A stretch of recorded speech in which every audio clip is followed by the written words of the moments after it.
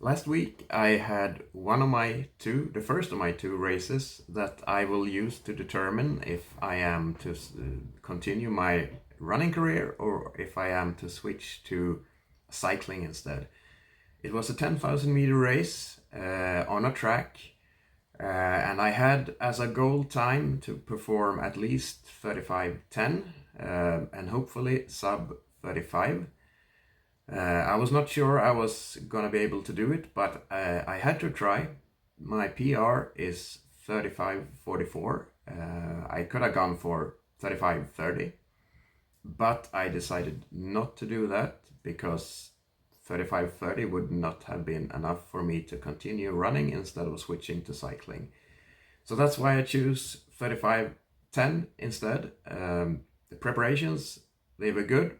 My tapering was according to plan. The weather was quite nice. It was a PM race. It was at 7 o'clock, I think, 7:15 maybe. It was about 17 or 18 degrees warm. It was quite a strong wind, but it was from sort of the side, or well, at least it wasn't a headwind on one of the straights.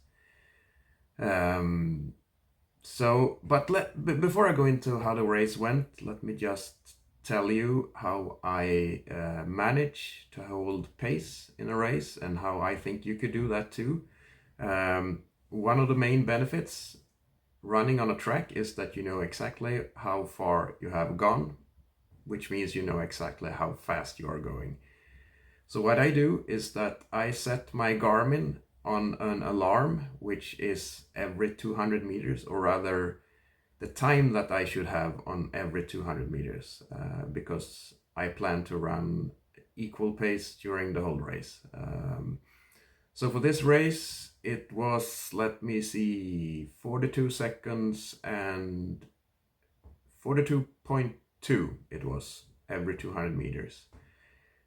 So when the alarm goes off, I know now I should have run an additional 200 meters. So this way I can know exactly how far I am ahead or behind schedule, so to speak. So now let's go in. How did I do in the race? Well, the first 2.5 or 3 kilometers went as usual. I feel very, very good. I feel very, very strong, and they feel very, very easy.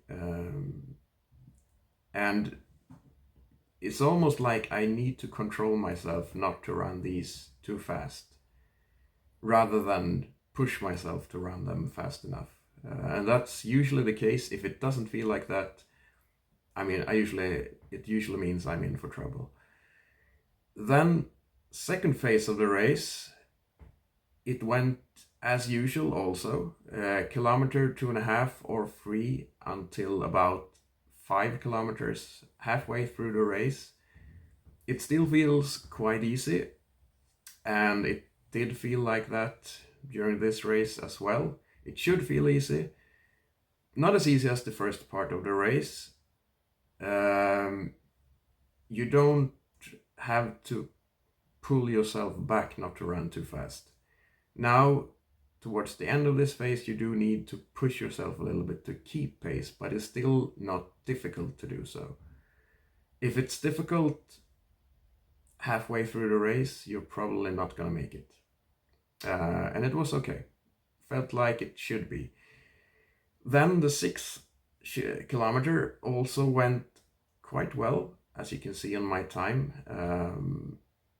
But I started to feel some fatigue here. And it started to ramp up quite seriously during this kilometer, even though I was still able to stay on pace. Then the 7th kilometer, it gradually, quite fast, I have to say, the pain increased and I had trouble keeping the pace. I could have kept the pace for maybe 1 more kilometer, it felt like, but it became obvious to me that I'm not going to be able to hold this pace for the rest of the race. I'm not. But I hung in there, and this is what I usually do. If I feel that I need to extend a high effort just to keep the pace, and I'm still losing to my time schedule, I do a last try, because if I just continue that way, I'm not gonna make it. So I try to speed up. I make a conscious effort to speed up. Sometimes it works, but usually it doesn't. But sometimes it works. You can speed up and you can get into the second air, or whatever you call it in English, second breath. So I tried to do that. I made a conscious effort to push through the pain and speed up. But I was not able to. I mean, I could do that for one lap, 400 meters. I could get back to pace. I wasn't losing anymore, but I could not hold it. And when I passed 8 kilometers, I was so far behind schedule that I would have struggled to even get a PR. And there was no chance in the world that I would have gotten my goal time, 35:10. I wouldn't even have gone 35:30. That was 100% obvious to me. So then I decided to quit the race there and then. There was no use pushing through the pain anymore. The pain was severe, and I wasn't going to get any kind of result anyway. And I do need to point out that this is almost always the case. If you try to hold a kilometer time that's too fast for you, and you're not able to, if you lose pace when there's maybe 1.5 and 2 kilometers left at the most, you're going to be able to get a decent time, but you're going to still lose a lot in those last 2 kilometers. If it happens before that, you're going to lose so much time that you're never going to achieve anything. So do I think I would have gotten 35:30 if I would have gone out a little slower and aimed for that? Yes, I think I might have done that. But that would not have been enough for me. So that was not an option before the race. And now let me get into one, you could say, debated topic within the running world, where I am in a minority. And that is, there's a lot of people that think that you should always finish a race. Or rather, you should never give up. So you should push yourself to the very limit. You should push yourself through all sorts of pain, even though you have no chance whatsoever to get a good result. And I disagree with this. And I make that decision before the race, that if I'm not going to be able to hit my goal time, there's no use pushing through the pain, especially this.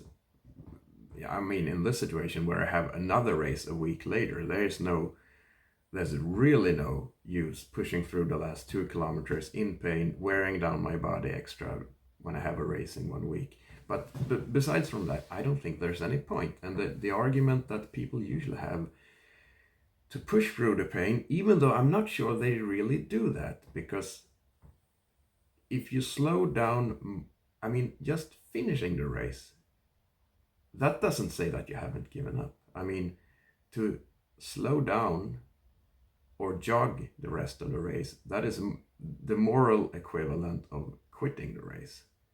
There's really just 2 options. Either you go all out the rest of the difference, or you quit. If you slow down enough for it to be somewhat comfortable, you are quitting, in fact. You might delude yourself into thinking that you're not quitting, but you are. So there's really just 2 options: quit or push yourself to the very limit. And I guess most people who say that you should push yourself to the limit, they really don't do that when they have already failed the race. They finish the race and they kid themselves into thinking that they really pushed when they didn't. But let's say that there are a few people that really push themselves even though they have no chance of achieving any result at all. Should you do that? Well, the argument that they use is usually that if you give up once, it's going to be easier to give up the next time. And I totally disagree with this, because there's 2 certain distinctions that you need to make. One, if you still have a chance of getting your goal time, a PR, a qualifying result, or generally a good result. That's the first scenario. The second scenario is if there is no chance of achieving this. If you are in the first scenario, you should of course never quit, because that will have some effects. And why would you quit if you have a chance of achieving something? But in the second scenario, if you quit there, it's not going to make it easier to quit in the first scenario, because they are two distinct events. It's not the same thing at all. To quit when all hope is lost is not the same thing as to quit when you still have a chance of achieving something great. And doing it in the second scenario will not affect your performance in the first scenario. You need to be confident enough in yourself to be able to handle the first scenario.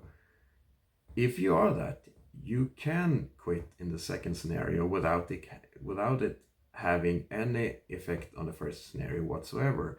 I think you need to understand this. But I don't know, maybe the people who still say this, maybe they have not been able to push themselves enough in the first scenario. I don't know. Or maybe they haven't really thought about this and just keep parenting what they have heard some famous influencer or coach say. So that's my take on it. It's an important philosophy to adhere to, I think. And that's how it went. So, what does this say about my running performance and my running status? Well, certainly I have no chance of going sub 35 at the moment. No chance. It's not like in ice hockey or football that you can have a bad game, but rebound and have a great game the next week. If I would rerun this race a week later or 2 weeks later, I would still have no chance whatsoever of going sub 35. I am simply not good enough to do that at the moment. So basically, even though I have one race left, it's a 5K race in a couple of days now. It's pretty much 99% that I will transition to cycling after this race. Pretty much 99%, because even though I'm very happy with my performance within running, I think the chance of achieving a 2:37 marathon in late February is almost, it's less than 0.1%. And I'm so much better in cycling, so I don't think it makes any sense continuing running when I can switch to cycling. But I'm still gonna run the 5,000 meter race, because I want to see if I can go sub 17 on 5,000 meters. I think I actually can that, because I am a better 5K runner than a 10K runner. The VO2 max is my strong side. Lactate threshold or muscular endurance are my weak points, so to speak. So I think it's still possible to go sub 17 5,000, but I don't think I will go sub 1650, which I was talking about in another video. So this is what will likely happen. I will go sub 17 5,000 meters, but this will not be enough for me to continue running, so I will switch to cycling, and I will take it from there. So that's a status update from me. Bye.